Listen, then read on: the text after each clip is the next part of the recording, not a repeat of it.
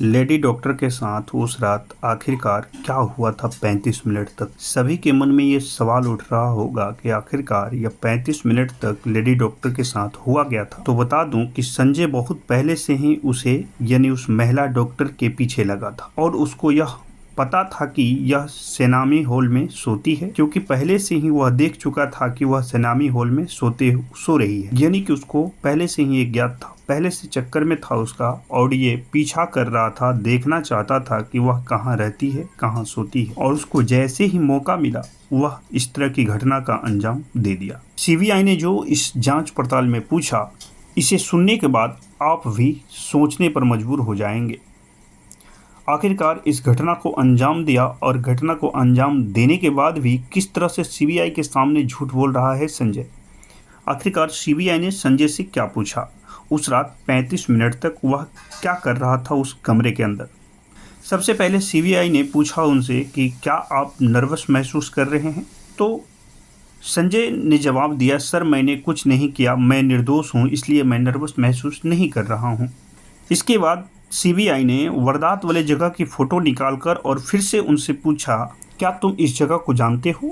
फिर संजय रॉय ने बोला, मुझे समझ नहीं आ रहा है यह कौन सा जगह है सर। फिर सीबीआई ने एक तस्वीर निकाली और पूछा, क्या तुम इसे पहचानते हो।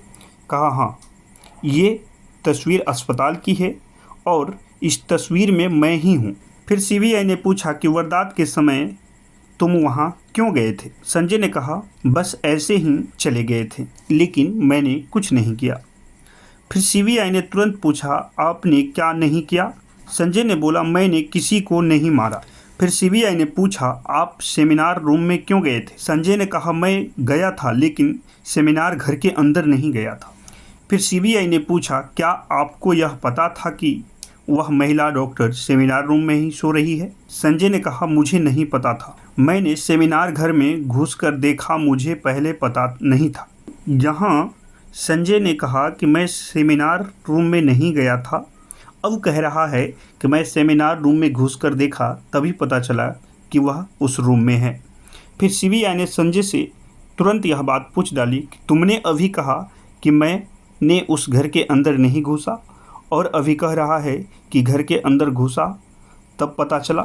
फिर संजय ने कहा, नहीं, कमरे के अंदर रोशनी बहुत कम थी, इसलिए मुझे समझ में नहीं आया। फिर सीबीआई ने अगला सवाल पूछा कि अस्पताल के हर मंजिल पर सुबह सुबह आप क्यों घूमते हैं। जवाब में संजय कुछ नहीं बोला। फिर सीबीआई ने उनसे पूछा, क्या आपने उस कमरे में किसी को देखा। संजय बोला, नहीं, उस कमरे में किसी को नहीं देखें। फिर सीबीआई ने कहा, आपने कहा उस कमरे में नहीं गए। फिर संजय ने कहा, नहीं, उस कमरे में झांक कर देखा, कमरे के अंदर गए नहीं थे। फिर सीबीआई ने पूछा कि आपने कमरे के अंदर झांक कर देखा तो क्या देखा। फिर संजय ने बताया कि मैं कमरे के अंदर कुछ नहीं देखा। फिर सीबीआई ने पूछा कि आपने क्या किया। फिर संजय ने बताया कि मैं वहाँ से नीचे आया और अपने घर चला गया। संजय यह बात झूठ बोल रहा था, क्योंकि संजय कमरे के अंदर जाने के बाद 35 मिनट बाद निकला था और यह बात सीबीआई को गुस्से दिलाने पर मजबूर कर रही थी। फिर सीबीआई ने वह झांकने वाली सीसीटीवी फुटेज निकाल कर दिखाई और कहा, केवल झांकने में 35 मिनट कैसे लग गया आपको। इसके बाद संजय ने कुछ भी जवाब नहीं दिया। फिर सीबीआई ने पूछा, क्या तुम उस रात रेड लाइट एरिया गया था। फिर संजय ने जवाब दिया, सर मैं उस रात रेड लाइट एरिया गया था और अपने दोस्त के साथ गया था। फिर सीबीआई ने पूछा उनके दोस्त से, क्या तुम्हारे साथ गया था। उनका दोस्त ने जवाब दिया, जी हाँ गया था, लेकिन वह मेरे साथ अंदर नहीं गया था। फिर संजय का दोस्त ने यह भी बताया कि वह हॉस्पिटल जाना चाहता था, क्योंकि उसका हवस उस रेड लाइट एरिया में पूरा नहीं हुआ था, इसलिए वह अस्पताल जाना चाहता था।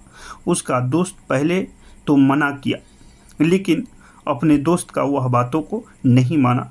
अब इसके पीछे की कितनी सच्चाई है, अब आगे पता चलेगी।